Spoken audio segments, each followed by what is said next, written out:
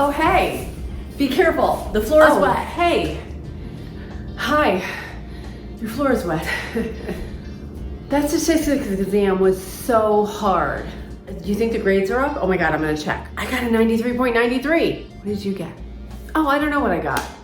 You can look it up on my computer. The professor said everybody passed, so I don't really care my number grade.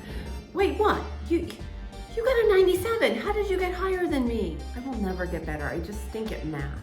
I love learning new ways of doing things. And I'm better than I used to be at this. And if I keep practicing, I know I'm gonna get really good at it. So there's no stress here. I just wanna do what I know and get the predictable outcome and stick with the known. It feels better. I don't like learning new things. I don't like trying new things. I don't like failing because that means I'm stupid, and I'm not. I'm not stupid. I got a 93.93, even though you got a 97, which I don't know how you did that. Did you cheat? I'm gonna cheat next time. That's how we'll get it. Let's call Josh. Oh, look at that cat. Hi. You're very cute. Maybe I'll put the answer on your collar and you can sneak into the test next time. She's gonna be our little spy. But anyway, let's call Josh because I know he skipped 2 questions and he probably barely passed. And then he'll have a lower grade than we will and we can feel better about ourselves. Competing is where it's at. As long as we can crush the competition, we can feel good about ourselves. Yeah.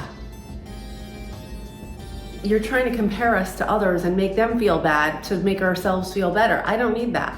Listen, I'm just trying to feel better about myself. I like to crush the competition. I feel fine. I learned a new thing, I understand it better, and I did better than I did in the past. So I don't need to compare myself to others. You know what? You're tracking all over my floor. Can you take it outside? I'll meet you out there in a few minutes with a cup of coffee. By the way, go get me a cup of coffee. You want me to stop stepping on your wet floor and then meet you outside for coffee? All right, I'll see you later. I'm gonna go get that coffee. Come on, cat, let's go. Okay, I'll see you out there. Okay, bye. Okay.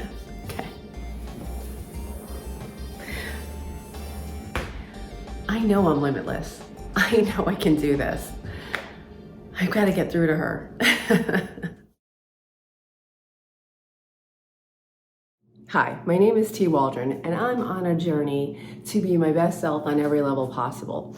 And one of those levels is intellectually. I started researching how we can maximize our thought processes. It's like taking a step back and thinking about how we think. And I came across the work of this incredible scientist and professor named Carol Dweck. And she coined the term mindset. Her book is called Mindset, The New Psychology of Success.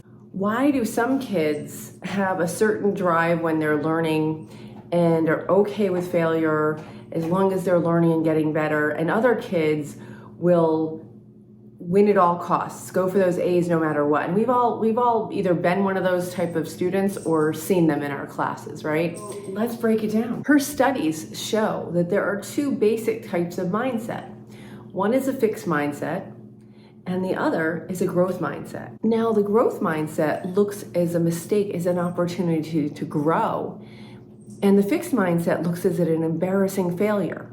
She noticed that a high school in Chicago, instead of saying to the students that didn't do well, you failed, they would give them the grade of not yet. Doesn't that sound a lot better? Like, if you keep trying, you will get it, versus you're a failure. So she took that and expounded on it in her work. Let's hear now how she set up a test to challenge some 10-year-olds. To figure out how kids coped with challenge, I gave 10-year-olds some problems that were a little too difficult for them. Some of them reacted in a shockingly positive way. They said things like, "I love a challenge," or "I was hoping this would be informative." They understood that their abilities could grow through their hard work. They had what I call a growth mindset. But other children, for them it was tragic, catastrophic. From their more fixed mindset perspective, their core intelligence had been tested and devastated. Instead of the power of yet, they were gripped by the tyranny of now. So, what did they do next? In one study, after a failure on a test, they said they'd cheat next time instead of study more. In another study, they found someone who did worse than they did so they could feel better. And in many studies, we found they run from difficulty. Let's look at how that looks in the brain. Mosher and his colleagues measured from the brain as kids encountered errors. Processing the error shows up in red. If you look at the fixed mindset brain on the left, nothing is happening. But if you look at the growth mindset brain on the right, it's on fire with yet. They're processing the error deeply, learning from it, and correcting it. So, how are we raising our kids? Are we raising them for now or for yet? Are they focused on the next A or test score instead of dreaming big? Instead of thinking about what they want to be and how they want to contribute to society? And if they are too focused on A's and test scores, are they going to carry this with them into the future? Maybe because many employers are coming to me and saying, we've already created a generation of young workers who can't get through the day without an award.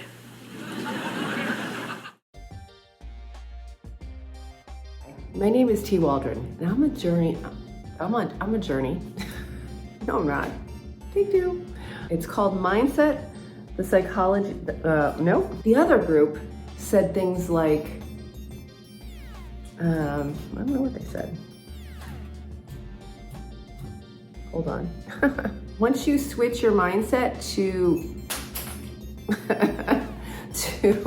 be okay. Take two. What happened? Oh my God. Okay. From myself to yourself, thank you for joining me on this journey. Keep going, Fractal.